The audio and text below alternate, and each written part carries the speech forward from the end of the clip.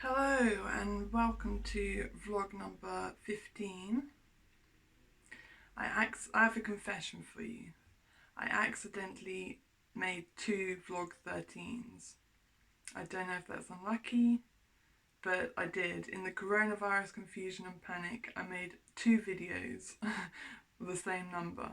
So last video I'm calling vlog 14, and this one I'm calling vlog 15 if you're following. And I know some people are, which is really exciting. Hi Jake! Hi Michael! Hi everyone! It's nice to spend some time with you. Obviously I get to talk to my friends and family regularly, so they don't have any questions for me, but some of you might have some questions for me. I'm going to talk about a lot today as a result of my pent-up frustration and not being able to express through my book tours, my book talks, my book signings, and just meeting people. I used to go out in the streets and just give my books to people. And I made some really nice connections that way. Hi Sinead. And basically, hi everyone that I've ever met. It's really funny at the moment. I'm starting to see crowds gather around me in my mind's eye, and I'm like preparing what I want to say to the world, and this is kind of my way of expressing myself at this time. So you have to forgive the faux pas. I'm doing my best to help people in this world and to spiritually develop as well. My friend Toby says that's quite rare to see someone who's so empowered. And well, I'd like to think of myself as a visionary, but I've got the headwear. I'm a visionary man. I'm only joking. I don't know what I am, but I am a writer, and the latest thing I have for this vlog, which I didn't have in the last one, is that I've got a talk coming up for Pecha Kucha in Cambridge. Pam, who runs Fantasia clothes shop on Mill Road, who I gave a copy of the book to, will also be talking, and I'm hoping to see many of you there, so that would be really nice if you could come. I've been preparing my book talk this morning with my sister. We did a little run through, and it all went very well. There's a few things to tweak, so I'll work on that in the coming days. I'm expecting an email from Chris today for to send him my photos, and then I'll be all set for the talk. May 28th at 7 p.m, all welcome. I'll send links out to anyone who wants it. I've invited everyone in the world on my events page, and 11 people have said yes, and about 10 people have said they might go. So that's really exciting, because last time they had 40 people there, and this time they've got about 6 speakers. Five, let's say. And basically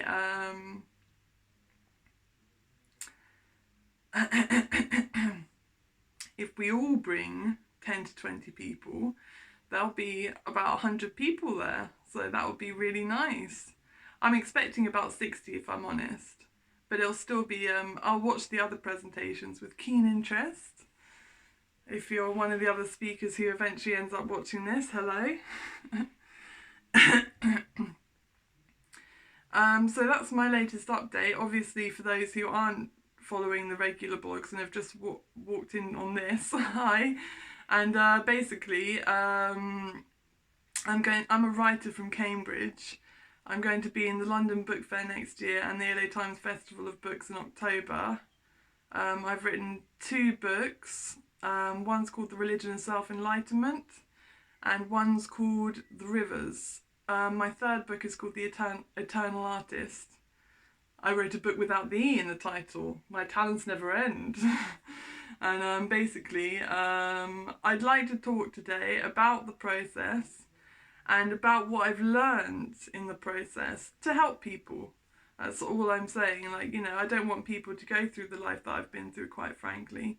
And I'd like to think that, you know, in this crazy world, what happened was I became crazy for a short period of time, and now I'm putting the pieces back together. So this is all part of my journey as well. So I'd like to put pieces back together in front of you, because then it will help you to realise your own pieces all over the place potentially, or that you've got one slightly out of place, and that you can put yours back together as well, and we can help each other. That's all I'm saying.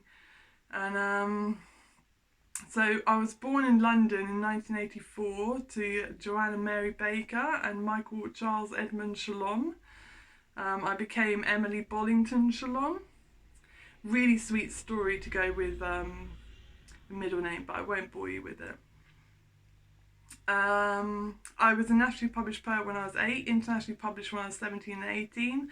I started writing my first book when I was 24. I was working in a pub, and I met the most challenging person I think I've ever met in my life. He was so boring, and one day he said to me, I used to listen to Pink Floyd on headphones and get high, and his eyes exploded like universes. And I thought of the line, he was the kind of person who had forgotten why he is here. And I realised I needed a book written around it, and I decided that he was in a car accident and they would have an awakening, because I'd had an awakening previously, which I'm going to get onto. And then he puts things together, which is what I'm doing here now. So basically my awakening came when I had a nervous breakdown when I was 24, and I spent 6 months in bed just thinking what I'd done with my life. I don't know if anyone's been through that kind of intense experience, but it was like a full stop to my previous existence and a restarting of something new. And it took a lot out of me, actually. Like, you know, looking back, it's probably one of the reasons, you know, one of the roots of my mental health problems is the thoughts which go round and round and round in my head from that experience of having that nervous breakdown, you know, because when you think that deeply, you really get to the root of things, and that can be quite a challenging place, as we all know. I mean, who wants to confront all your demons, you know? Make an orderly queue, you know? It's going to be very sparse, but yeah. What I'm trying to say is that I had a nervous breakdown as a result of a dream, and the dream was me on stage playing music to large crowds, and the crowds going wild and this kind of thing. Classic dream. And a voice said to me, it was true, it's not now. And all my life I wanted to be a guitarist. And I've written a lot of songs, as many of you will know. I wrote a song called I Don't Want to Talk About Jesus recently, and people from Malawi were complimenting me in my messages. So, hi Zumi, hi. And Jane's in Malawi as well. I don't know if she'll see this. Hi Jane. And got a big Malawian contingent going on. Yeah, boy. I've got 2 fans in America now. At least 2 fans in America. I don't know if Brian Zeman will watch this, but he was one of the people I met in America when I went there. I've got the background sorted, haven't I? Yeah, anyway, so where was I? I had this dream. It was true, it's not now. And all my life I wanted to be a guitarist. And something happened at university which blew my mind. I met a girl who said, I sing, that's what I do, when I asked her if she plays anything. And I said, I play guitar, that's what I do. And basically she said, do you want to make a band? And she took my number and this kind of thing, and she kept calling me. And I pretended to be ill. I literally went around her house a couple of times. We never played together and this kind of thing. I was so nervous. And it was because a medium had said to me that I would meet my artistic partner soon. And she walked into a classroom with bright red tights, and a voice in my head said, it's her. So I approached her and she said, I sing, that's what I do. And then we went on this mad journey, wild, where basically she was trying to make a band with me. And there was a girl called Zoe in our class too, and she played bass, and I watched them walk up my street in Liverpool. And I knew they were going to listen to my CD. And basically, Zoe stopped me in a club and said, we listened to your CD and we love it. When can we play together and all that kind of thing? And I was like, oh wow, that's amazing. Like, thank you, soon. And every time they called, I'd be like, I'm sick. And they invited me to a gig with a band called the Pistolas, and the guy Liam in that band I was like in love with, and I couldn't deal with it at all. I just thought I was living in a dream, you know, a rock and roll dream. And basically that was my vision for my life up until I was 24, and the dream said it was true, it's not now. And because I'd rejected that, not rejected the experience in Liverpool, but I wasn't able to take hold of it because I was so overwhelmed with the thought that this was my artistic partner and what that meant. And the reason I tell you this story, a very important conclusion, is that I learned about soul contracts. And if you haven't heard of soul contracts, then basically it means like before you're born, you make deals with people to love and cherish them and go on an adventure in your life together, you know. And so when you meet people, some people will have this experience. They feel like they know them intimately, like they don't need to ask any questions or anything. They're just on the wavelength, you know. And that's happened to me several times, and several people have said to me, you know, I think we're in a past life together. You know, and I'm not going crazy. I think probably we were. And this is one of the great secrets of the world that no one talks about, you know. Except it's not a secret because people have said to me, and I'm saying to you, you know, we're on an eternal journey. But it's not eternal in some ways because there's enlightenment. And arguably, enlightenment is a stage where you finish, that you conclude the race, or you pause in the great circle. You know, people have different definitions of what enlightenment is, but that's what I'm gunning for, people. So if you're looking for motive, not that I've committed a crime, but if you're looking for a motive, then that's basically it. I'm looking for enlightenment, and I think my books come a long way to teaching me about how to get there, you know. And that's why I share it with other people, and that's why I love to make relationships with people, functional good relationships with people who've read my book, you know, because they understand where I'm coming from, and hopefully they're in it for the long haul, because I certainly am. I'm very excited about where this book will lead me, and I'm inviting everyone on this video to the Petra Kucha talk.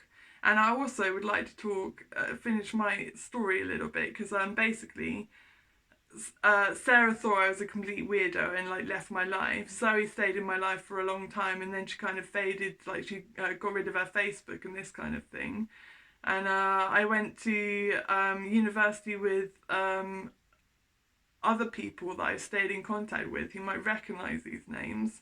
And basically that was my delusion, my fantasy band. I honestly thought that I was going to be in the female Beatles when I was growing up. The first time I ever wrote a song, I listened to the Beatles' Love Me Do, and I thought, I can do better than that. And then when I was in Liverpool, I met these two wonderful women. I mean, they were really glorious, you know, and basically I couldn't cope with it because I couldn't see myself as equal to them, because my mother had just committed suicide and I didn't have any confidence. And mothers committing suicide is one of the things I'd like to talk about as well, because basically that shouldn't have happened. You know, it's wrong to commit suicide, and I struggle with suicidal thoughts, and I know a lot of other people who do. And I talk them out of it quite regularly, to be honest. So if anyone has suicidal thoughts, definitely, you know, come to me, because I'm an expert. I'm practiced at talking people out of suicide, you know. And essentially, a lot of people are. We're trying to keep everyone alive at this point in time. It's really a difficult time in history, but it is a time in history, and I'm determined to, you know, forge a pathway which will be interesting to people around me, you know, and really constructive. Like, I'm not a comet who's going to fly through the sky and disappear in 5 minutes, you know. I'm here for the long haul. I would like to become like a teacher or someone who's considered quite profound, and someone asked me who I'd like to be in 10 or 20 years, and they thought I would say, I'd like to be a famous author and I'd be all this and that and the other and have a sports car. And what I actually said, you know, if you get to know me, I'm actually quite humble. But what I said is I'd like to be known as someone who thinks for themselves, you know? And that's quite profound. Just a little note on a personal level as well. I'm going through a lot because I lost my dear friend Rufus recently, and I would like to have a little part of my blog to talk about Rufus and how he's been there for me throughout the years, and to say that we watched a program about acid trips the other day, and it really took me back to when I had an acid trip with Rufus, and I had a really bad trip and it changed my life. That's the origin of my mental health problems, was that trip. And I'm not joking. You don't mess with that stuff, you know. It's like, it literally frazzle your brain, you know, forever. And that's what happened to me. My phone's just going off. That's the sound of a brain being frazzled. But yeah, that's literally what happened to me. I got my brain frazzled, and the whole trip was about death. And now he's dead. I mean, how trippy is that? That's like making life into this bad dream, you know? And I think that's what a lot of people are living at the moment. That's why suicide will become more a part of everyday conversation, I think. Where we actually acknowledge that it's really difficult even to want to be here sometimes. Not all the time. Like sometimes I say my prayers and I'm like really happy and I'm feeling really glowing, you know, and really like in the prime of my life, and no aches and pains and all this kind of thing. Like I'm really cherishing a lot of the gifts that I have at the moment, and my attitude has to be one of gratitude. It's one of 100% gratitude for this opportunity to be here in the world at this point in time, and even make this video where I'm talking about my truth. And some people will go, no, that never happened, and some people will go, well, that's quite interesting, or some people will go, you poor bastard, and I'll be like, yeah, I know, I'm a poor bastard. Like I've been through so much, you know, and like I'm still here fighting for truth, you know, to express myself. You know, my dad actually calls me an art worker on the front line, which I like. And he's like, and he actually acknowledges that that's what I am. I'm an art worker. So I don't think that is gonna get me any, you know, privileges in life, or, you know, I'm not considered a key worker. But to some people I am, you know, to some people I'm the life and soul of this world, and that's great, you know. I really like to entertain people, make them think and engage with them. So this is my video for you. I've got more to say actually, and what I want to get to is the point where I don't have anything to say anymore. You know, because I really like to express myself to you guys and see what you think and see what you make of it. And I'm making really good friends with my friend Pablo in Mexico at the moment. He showed me a guided tour of all his house. We've been friends on Twitter for years. And yeah, making new connections is what, you know, this time could be about. It really could be. So I'm going to put this on all my pages, and if you share it, that would be great. If you don't want to, or you think it's a bit weird, I mean, that's fine as well. I'm not here to impress you. I'm really not. I can't do anything more. I can put on a nice bandana and a nice shirt, and I can get I can get my belly out. But basically, that's all I can do to impress you. I have a lot of songs which I've recorded recently, and I was very proud of the one I don't want to talk about Jesus, because it's so sarcastic. I mean, that's all I want to talk about all the time. And the reason that I made this video is because I was in bed listening to a sermon and it inspired me. And it was on Justin Bieber's Instagram, because I have a weak spot for Justin Bieber. It's unbelievable. Like, you know, I might be a believer, people. It's really, I've got issues, you know, and one of them is Justin Bieber. Because I'm not attracted to him at all, but I find his power in this world Fascinating. If he goes to a burger joint, everyone goes to the burger joint. But some people hate the burger joint because he's been there. And it's like, what's going on here, you know? And he's all about Jesus. And I'm curious about where that will take him, because it's taken me to some fantastical places of contentment. Total contentment with the future, with who I am. This kind of thing. And this is why I want other people to experience the kind of peace. My surname is Shalom, for those who don't know. But yeah, I mean, I carry that with me. I carry that with me. It's Shalom, peace be with you, you know? Peace of God. I want that. That sounds nice. That sounds better than a burger that Justin Bieber just spat in. I can't believe how famous he is though. Like, and loads of people are famous these days, and I don't understand it, you know, for a lot of them. And this is what I'm saying. Like my friend Toby says I'm famous, and I'm like, I don't know if I am now, but give me a year, you know? And this is what interests me about the whole process. I'm healthy. I don't have coronavirus, you know? I can sit here and make these videos until the cows come home, and it's all free. And basically, I can be an art worker forevermore. I mean, you know, if that's not contentment, I don't know what is. And it's really nice to be able to talk to people about how I'm feeling and what I'm going through, because basically I think it is all about connection. I'd love to watch a lot of my close friends talk about, you know, anything they want to talk about. Anything, you know, it's interesting. Social media is like, it's a bad egg in some ways, you know. If I didn't have my books, I don't think I'd do social media, because it's just so banal. And like a cat video will get more likes than this video. I shared my truth.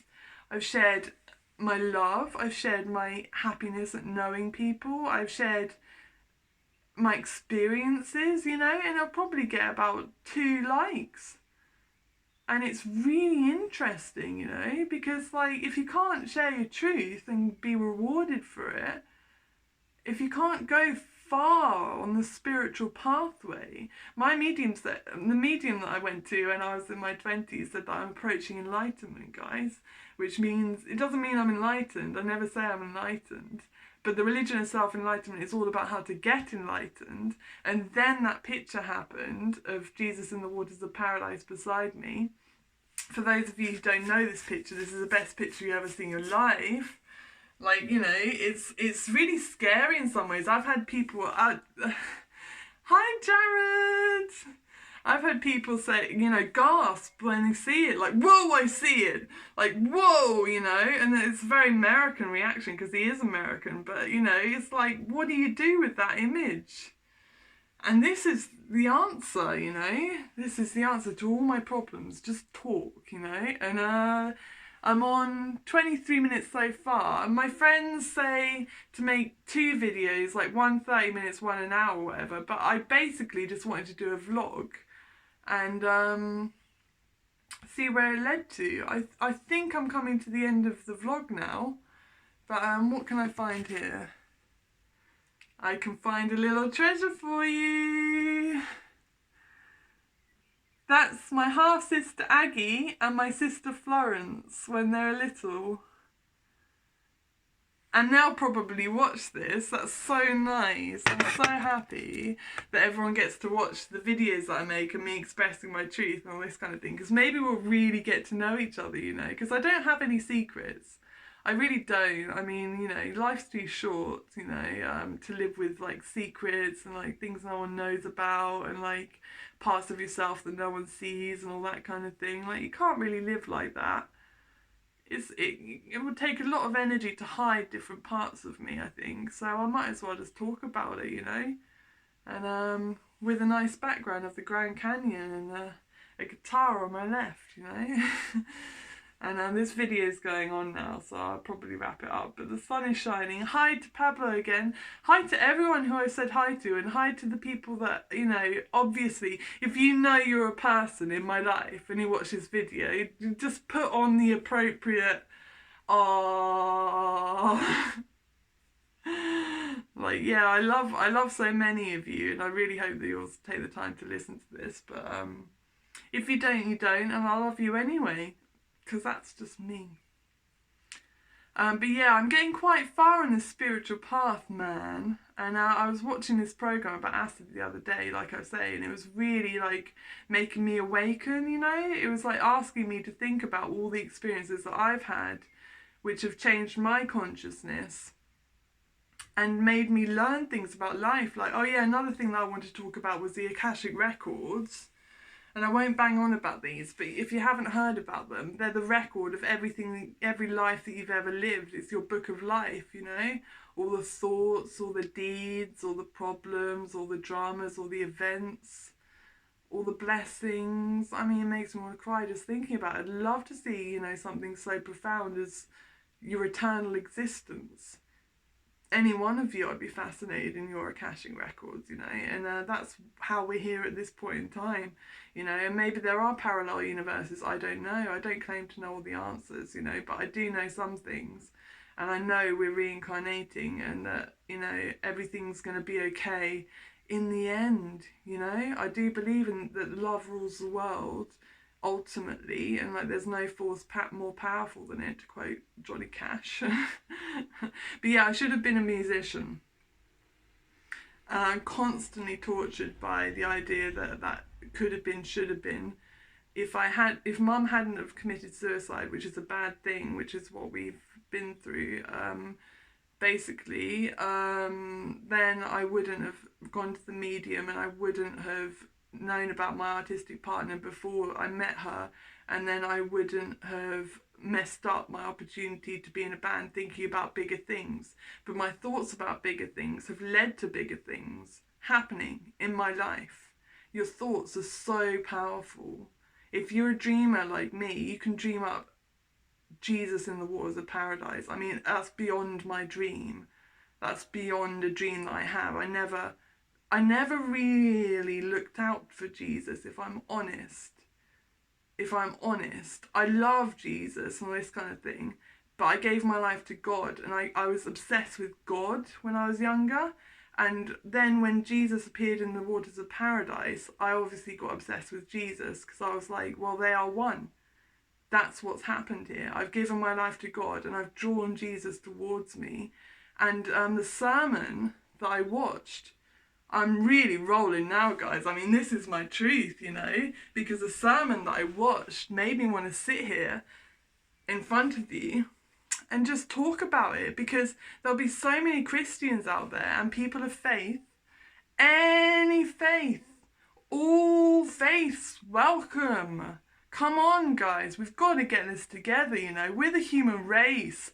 I want to be part of something that's proud, that's one, that's functional, that's good, that's always fighting and glowing with goodness, you know. And unfortunately, that vision just doesn't exist, you know. So what I'm saying is, and I wanted to talk about racism as well, because racism is a big part of this world at this moment. We're like, oh, the Chinese did this, and oh, you know, shooting black joggers when they go for a run. That's madness. And one of the things that my medium says that's quite interesting is basically that there's a battle for sanity raging at the moment. And I really feel that. Those words have weighed heavy on me, because like I battle for my own sanity in the face of all these weird experiences, which I acknowledge are unexplainable. They're unexplainable, guys. I can't explain why I thought I was going to be a famous musician, and then why I met the perfect people to be famous with. And if you look at the Beatles, they are four beings operating as one, and that's what they said they felt like when they were on stage and they were performing together. They were four people performing as one. And this is what I'm talking about. You have soul contracts with people, and I believe you have soulmates, and soulmates don't always have to be your lovers. They can be your bandmates, your family members, your friends, you know, anyone you make connection with, and this kind of thing. So racism doesn't exist in that concept of life, because basically we're reincarnating, so We could be black one minute, white the next. I mean, it's lessons to be learned from every culture. Do you know what I mean? There's lessons to be learned from every culture. And I have put them together in my book, The Religion of Self-Enlightenment. And not to blow my own trumpet too much, but I think it's groundbreaking. And that's what I want, that's why I want to express, you know. And I can't talk to all of you at once, and I can't make you watch this video to the end. And I can't do anything to control my surroundings, really, apart from to be myself and to make sure that I'm spreading my truth, that I'm talking my truth, and that I'm trying, my intention is to reveal myself totally to the world and say, what the hell went on here? Because something is happening. You know, am I becoming famous? I think so. You know, am I going to change the world? I'd like to, you know? And I think so as well. I think even in what I've said to you today, I've changed the world a little bit, because you're going to go away from this conversation and go, what are the things that I'm fucked up by? You know? And what are the things that I can do to put my life together again, you know? Because writing these books is my expression. It's my raison d'etre. You know, they're my babies, they're more than my babies, they're like my whole world, you know. And I love the rivers as well, but The Religion of Self-Enlightenment, if that could be the best-selling book in history, I would die happy. But I don't think that I'll get there in my lifetime. This is what I'm gunning for, and if I fall short, as I always say to people, if I fall short of the best-selling book in history, then basically I've tried my best to write the best-selling book in history. I've got the photo, I've made the spiritual connection, and if people acknowledge that and recognise that and really dig that, then that's cool, you know. But don't crucify me, do you know what I mean? If you don't like me, don't like me. I really, really don't care. I really am on my own path, you know. No one's going to knock me from that unless you knock me from that. And like, if you send me hate mail or whatever, I don't think I'll get hate mail from this video. I can imagine like Pablo sending me hate mail. But yeah, I'm just chatting away. I'm just chatting away because I have a lot to say. I really do. I wish I could express myself more in daily life, you know. And when I do a book talk, this is me doing a book talk, you know, but it goes on for about 4 or 5 hours, you know, where I just talk to people about what I've been through, and they come up to me and they go, I've had a near-death experience, and I go, wow, what happened? And they go, well, I just realised that it wasn't my time when I saw my son come before me, and basically, like, you know, then the father realised that he had to go back to the world, and he went back and he met his wife, and this is a guy I met in Canterbury, and basically they said to me that their family believes that the wife was sent to him to keep him in this world and keep him company and that kind of thing, and it kind of warms my heart when I think of people thinking of the world like that, because that's how I see the world. Like, you know, people come to help you when you need help, and people come to love you when you need love, and like, some people hurt you, and I know, even my mum hurt me. You know, your own mother, to take her life, I mean, that hurt me beyond anything that I can explain, you know, and it changed my life beyond anything I can explain. But I can take responsibility for my own spiritual development and use the pain that I feel from that experience, not only to influence my work, but also to grow and nourish compassion, kindness, humility, you know, in the face of all the things that we face, you know, the humility of it. Like, you know, you've got to be humble in this world, because essentially anything can make you feel small, you know. And my mum's death is one of those things that makes me feel really, really small and powerless. Like, I couldn't stop it, I didn't have any influence over it. And I don't know why I'm sharing this with you today, but it feels quite brave, actually. I was thinking when I was before I made this video, like, what do I want to talk about? And I just realised that I just wanted to talk. I've got so much to say, you know, and every now and again I hit on a subject, and I'm so touched by this photo here. I really hope that everyone gets to watch this video. Oh, little moment. Oh, little Flo, little Aggie. Love them to pieces, man. Love them to pieces. And some of you will love me to pieces, and that's what I need to focus on, you know. So I'm going to continue making these vlogs. Like, I don't know how many I'll make in the end. Do you know what I mean? I'll probably make them till I'm old. That would be an experience. I did used to make them when my hair was really short. I mean, my hair's grown exponentially during these videos, which is really good to see. And what am I reading at the moment is a good question. I've got a book problem, guys. Yeah, and I know other people have book problems too, because basically I talk to people, and we've all got book problems. I've got 8 to read, and I'm slowly making my way through Rumi, and it's every poem is absolutely, it teaches you, it's edifying, it's beyond words. Like, he's so on it, and I want to be like that, you know. It inspires me.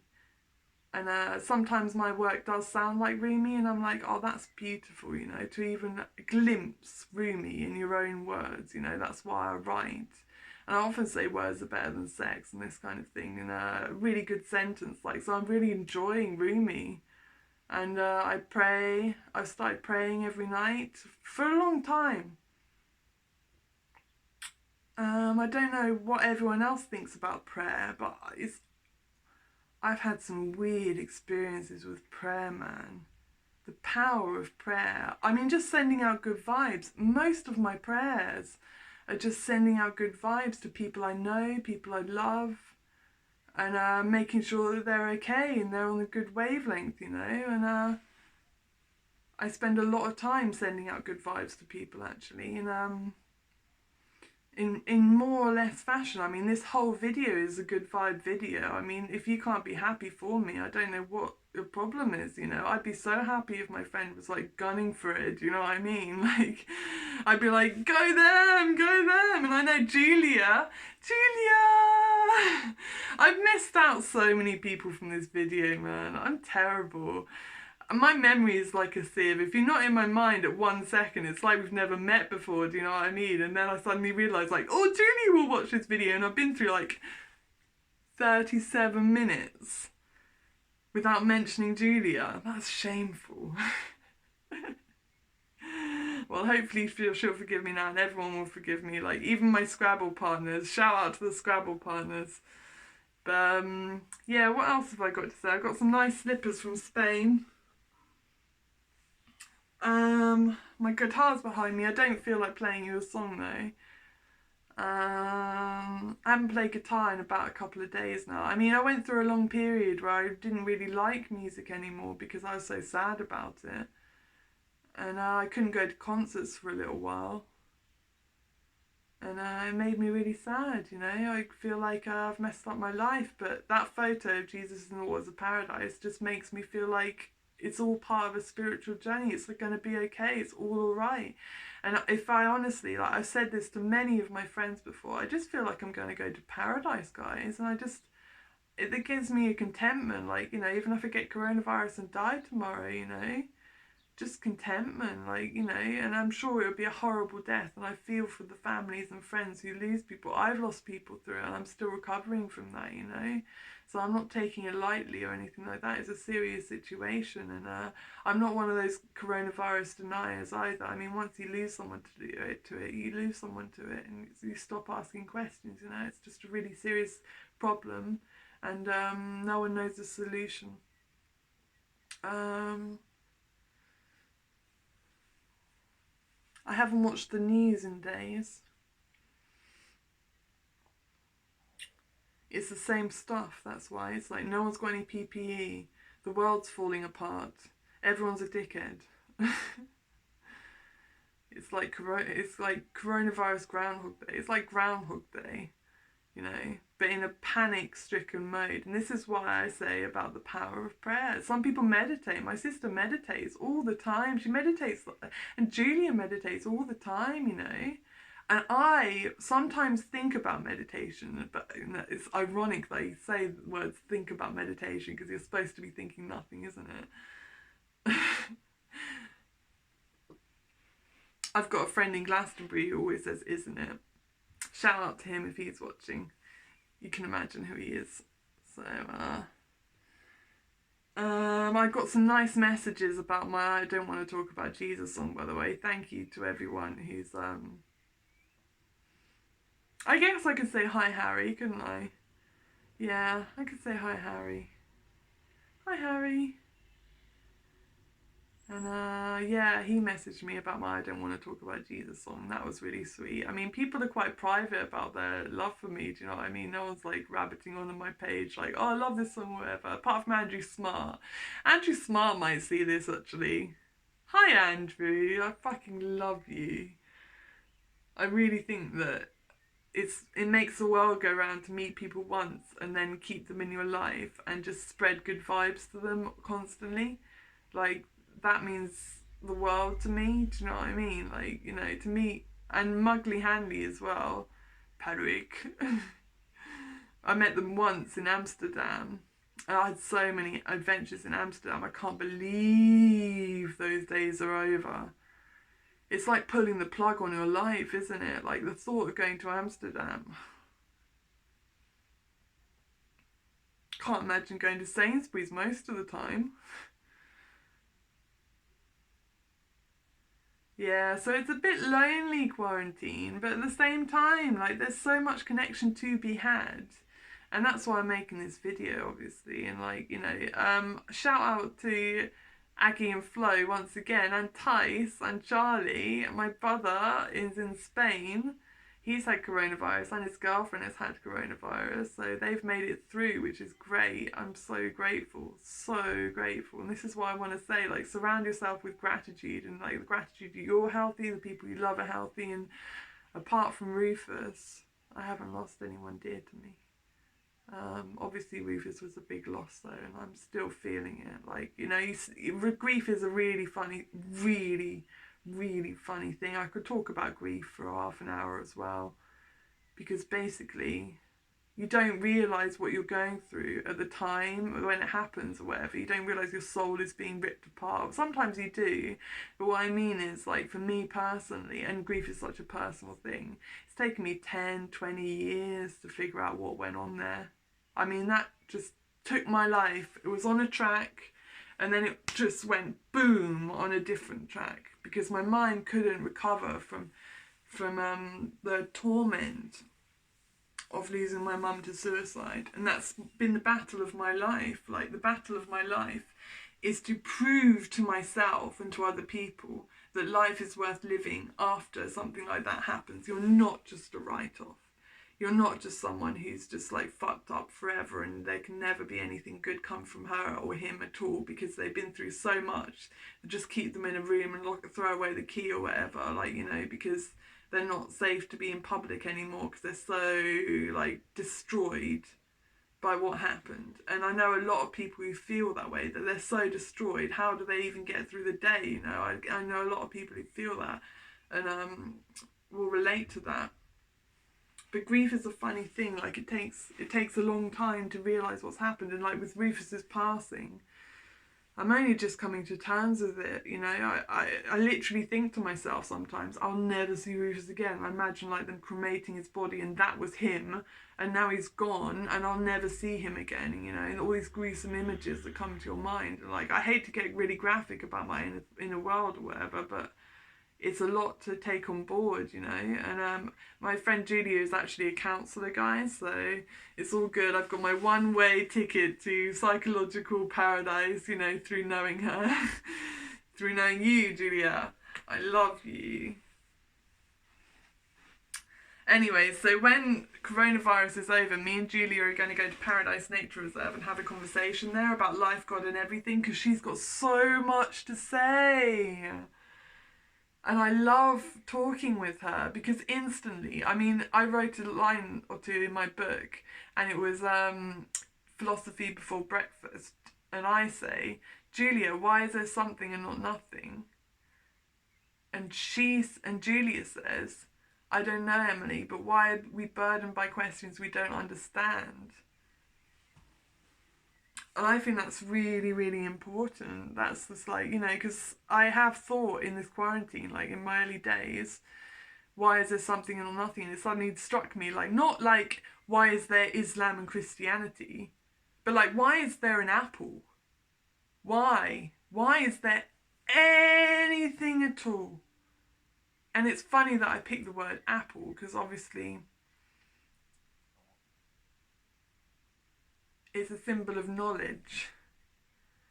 And I've eaten the apple, guys. I know why I'm here. I just have trouble piecing it together with the external world sometimes. But I'm doing my best, and to be honest, if anyone else has a photo of Jesus in the waters of paradise, I'm happy to have a conversation with them, because like basically I don't understand why that happened to me. I do understand why it happened to me though, because I gave my life to God and I triggered something so powerful that it blew my mind. And this is what I'm saying. If other people are going through their own awakenings and things like that, I'd like them to watch my videos, because I'm far out. There's no one touching me in terms of weirdness around here. I mean, once you have a photo like that, it kind of like marks you, doesn't it? And like, people will get sick of talking about it, and they'll probably get jealous or something like that. Like, you know, really doubting it and this kind of thing. I don't know what to say to those people, because this is my perspective. I know that when I sat on that tree in Paradise Nature Reserve, that was where I had Bible study class with my very Christian friend Christine, who I'm not in contact with anymore. She moved to Africa or something. She got married to a very, very Christian man, and they only held hands before marriage and this kind of thing. It was really wonderful to know them through that journey. And I knew when they were first dating, when she was interested in him and this kind of thing. Really sweet stuff. Such an innocent courtship, you know. In this day and age, it's like a wonder to behold, you know. She took me to the Paradise Nature Reserve on that very tree and taught me the parable of the prodigal son, which, for those who don't know about it, is the story of one son going out and blowing all the inheritance on wine, women and everything, and then coming back to the other son and the dad, and the other son says, how could you, slaughter the best calf for this man and give him a feast and all this kind of thing, when I've been the good son all my life? And then the father basically says, he deserves it. And that's my understanding of the parable of the prodigal son. And they have a feast and they celebrate and all this kind of thing. And even though he's done the worst things possible, like I've done the worst things possible, really I have. And I still am loved by God, you know. And if I return to him, to God, if you return to God, basically there's a feast of experience waiting for you, you know. And that involves a lot of peace, a lot of conclusions to this long suffering journey that we're all on, of why are we here, why are we here, why are we here? Oh, I know. And I think that God stands with me, you know, and that's a really important thing to say, because in this world, like, you know, a lot of people are fakes and phonies and madmen and confused and all this kind of thing. And like, maybe I'm not any of those things. I'm just like on it or something, like, you know, and it's very subtle, like, because my day-to-day life is very calm. There's no dramas. I've got a little drama going on at the moment with an ex-friend. Does everyone remember that basically I was supposed to go to the LA Book Fair supported by a friend, and then he tried to bribe me, and then that relationship broke down and I didn't have any support for the LA Times Festival of Books anymore, so I had to crowdfund for £1,100, and then I still didn't make it there because of coronavirus. Does everyone remember that? Anyway, this friend came back to me, piece of work, and I shouldn't say piece of work actually, he's a very unfortunate man, he's not very well. And essentially he says he can still be my bodyguard and this kind of thing, and I'm like, no. So that's a minor problem going on in my life at the moment, that I have a bodyguard that I don't want. We all have our problems, don't we? I think they call that a first world problem, but I'm not sure like if it qualifies. It probably has to be a bit more mundane to be a first world problem, but Those are my problems at the moment. Maybe I am famous, I don't know. Maybe I'll stay on the underground forever and just be remembered as this person who's just a weird underground writer who made vlogs and all that kind of shit. And yeah, I don't mind being that. I really don't. As long as I'm expressing myself and spreading my truth and my wisdom and my knowledge, and as long as some people get me and forgive my faux pas and things like that, I don't really mind what happens to me. Like, I'm quite at peace. Like, you know, I've got a lovely peaceful background here. You know, good relationships with people around me. I'm scared about... What am I scared about? What am I scared about?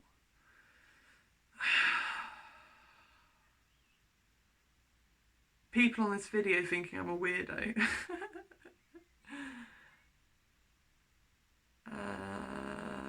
I'm sure there's loads of people that I haven't thanked, you know. If you've made it through this whole video, I'm really impressed. But I'm only trying to spread good vibes, you know. And Carrig, yeah, I'd like to talk about Carrig for a second. Because my first book features the protagonist, Carrick Aries, Karrick. And I know someone called Carrig, Karraig. And very similar names. And my dad says, you know, most people imagine a character and then write about it, but I've imagined a character and then he's come into my life externally as well. And I'm like, this is a bit weird. But Carrig is, yeah,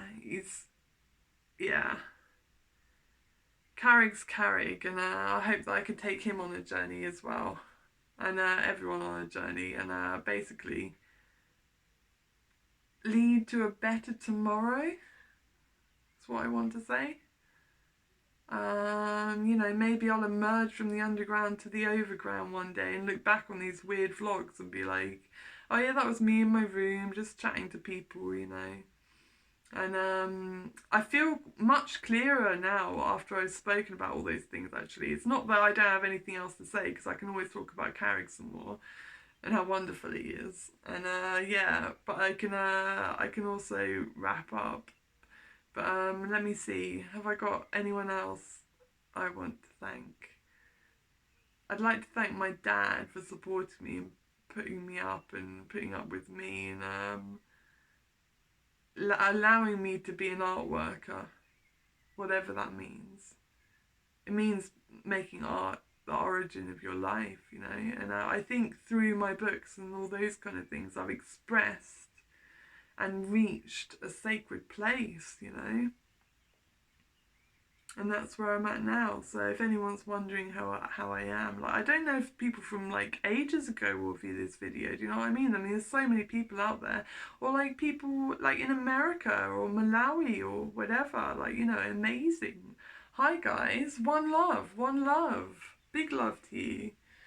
And Kevin Costner's just popped into my mind. Everyone pissed me off because they insisted that I had a crush on Kevin Costner because I like so many of his movies. And basically, I don't have a crush on Kevin Costner. He used to really wind me up. My friends at university, who I don't speak to anymore, but my friends at university, they used to wind me up and say I had a crush on Kevin Costner. I think it was them anyway. Someone used to wind me up, and it really bothered me because it's like, can't you just admire someone? Like with Justin Bieber, I don't have a crush on him. Can't you just admire someone from afar and just think, wonder what's, you know, I like. It's not that I like everything people touch. It's just I find that some of their artistic output kind of like expresses something beautiful, you know.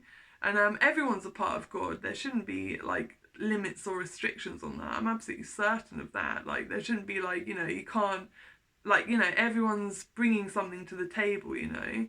But some people are bringing bad, negative things to the table, bad things to the table, and all this kind of thing. I don't deny that there's some horrible people in this world, and I'm not like a humanist or someone who loves life and people and everything and animals. All animals are amazing, and all people are amazing, and all that kind of thing. I think some people are, and some experiences with people are really beyond the pale, like they're really painful. And people can be nasty sometimes, malicious, you know. We all learn these things, and I've got quite a safe environment, you know what I mean? So I feel safe to express my things to you. Like some people will be like, oh, you share too much or whatever.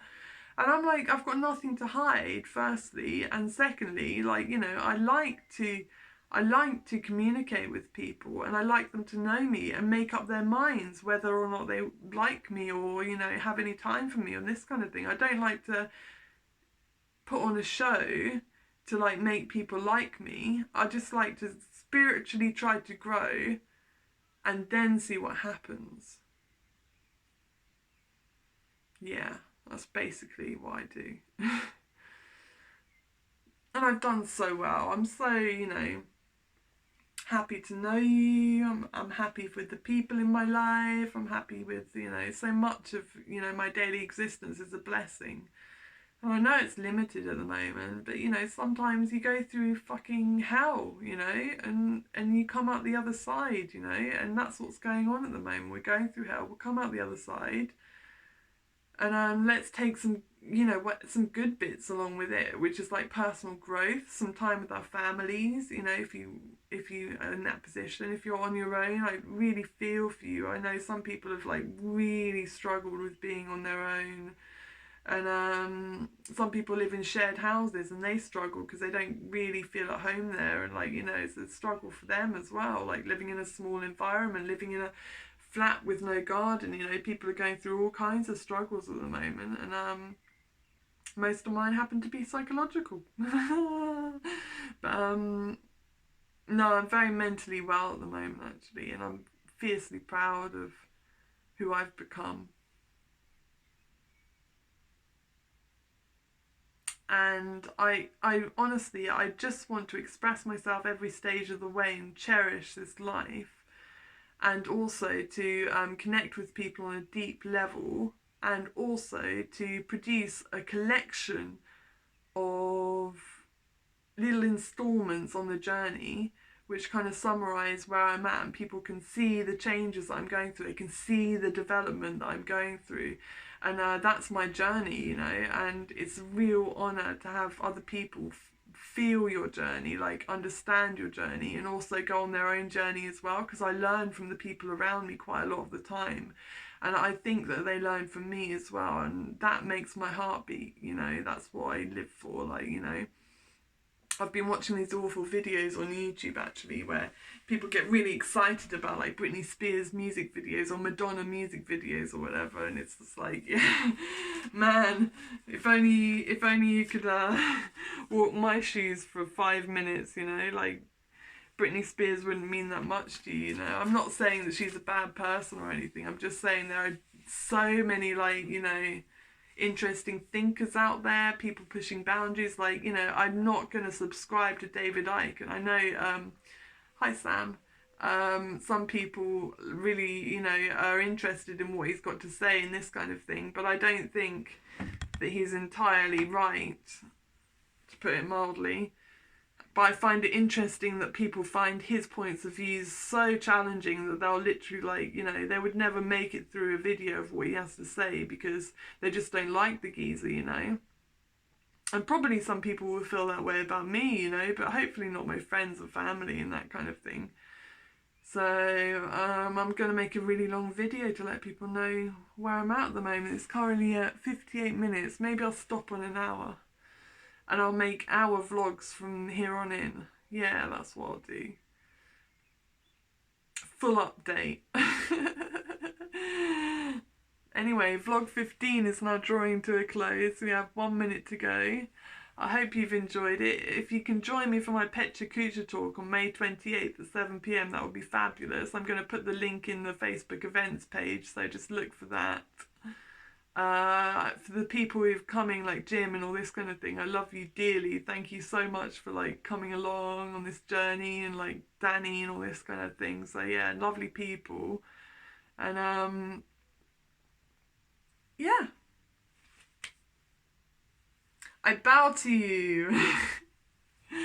Have a lovely day or evening or morning or whatever this is, wherever you're watching. And yeah, I'm sending good vibes. Look, my eyes are all sparkly and shiny because I'm happy.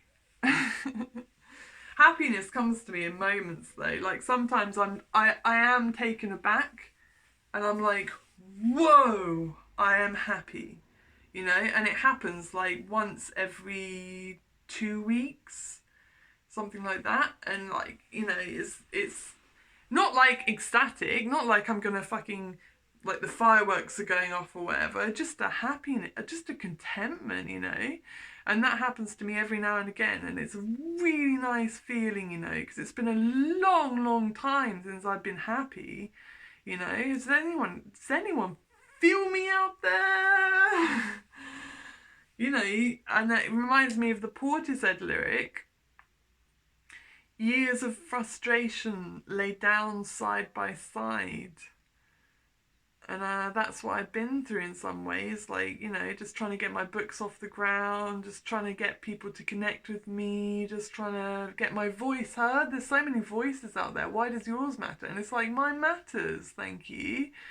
And you really have to insist upon it. Maybe it's because I'm a woman. Maybe it's because I'm younger than the average writer. When I go to author events and this kind of thing, I'm always 30 years younger than everyone else.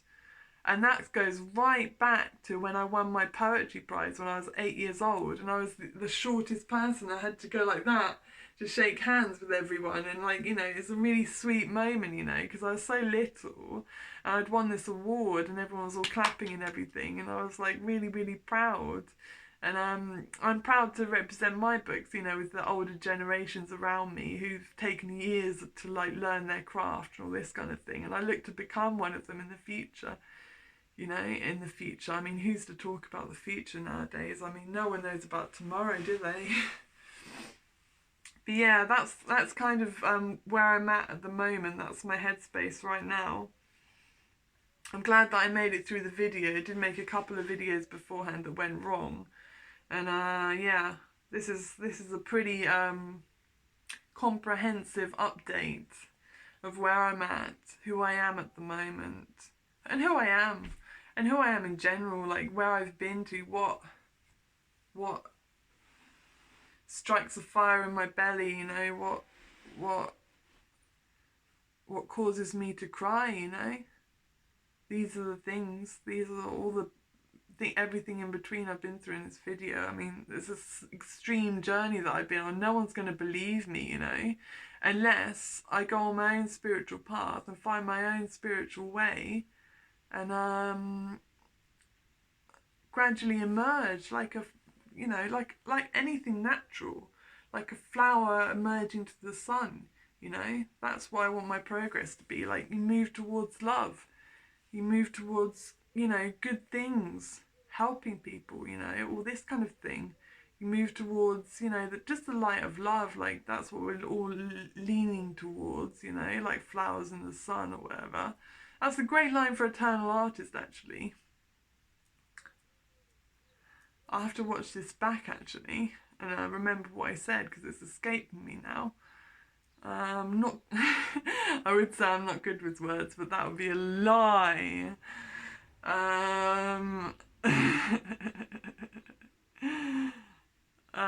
What was I going to say? Yeah, we're all leaning towards love like flowers in the sun. Yeah, that's a beautiful image. And with that, I'm going to leave you. Take care, everyone. Bye!